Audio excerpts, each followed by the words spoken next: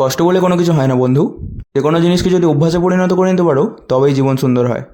Radhe Radhe viewers, আমি Robin. Mainly আমি একটি কমার্স কোম্পানিতে কর্মরত। স্টেশন থেকে সকালের প্রথম ট্রেনটা ধরে আমি আমার যাত্রাপথ শুরু করেছিলাম অফিসে পৌঁছানোর উদ্দেশ্যে। আর এমন একটা সিচুয়েশানে পড়ে আছি, যদি একদিন ট্রেনে করে যাই তাহলে টাইম কভার আপ করতে পারি না, আর ডেলি বাইক নিয়ে 100 কিলোমিটার করে চালাতে হালটাই খারাপ হয়ে যাচ্ছে। আর একটা কথা আজকে আমি বলতে চাই, আর এত কিছু একসাথে করতে সত্যিই কষ্ট হয়, কিন্তু সেগুলো নিয়ে আমি কোনোদিনও সিম্পাথি গেইন করতে চাই না। আমার মতো প্রত্যেক দিনই অনেক মানুষ রাস্তায় বেরোচ্ছে জীবিকা অর্জনের জন্য, না হলে তো নিজের স্বপ্নটার পিছনে ছুটে বেড়াচ্ছে। তারা এইগুলো বলে যে আমি এই করি ওই করি, এত স্ট্রাগল করি। হ্যাঁ, তুমি করো তো তুমি নিজের জন্যই করো, কোনোটা পূরণ হলে তোমারই হবে, অন্য কারোর তো হবে না। এসব কথা না বলে কন্টেন্ট বা ভিডিওর মাধ্যমে যদি একজনও মোটিভেট হয়, সেদিকেই ফোকাস বা সেটাকেই লক্ষ্য করা উচিত। তো আজকের মতো কন্যাগরকে টাটা বলে দিয়ে ফিরলাম বাড়ির জন্য। আর এখন যা গরম পড়েছে, এক গ্লাস ঠান্ডা লস্যি কিন্তু পুরো একটা মেডিসিনের মতো কাজ করে।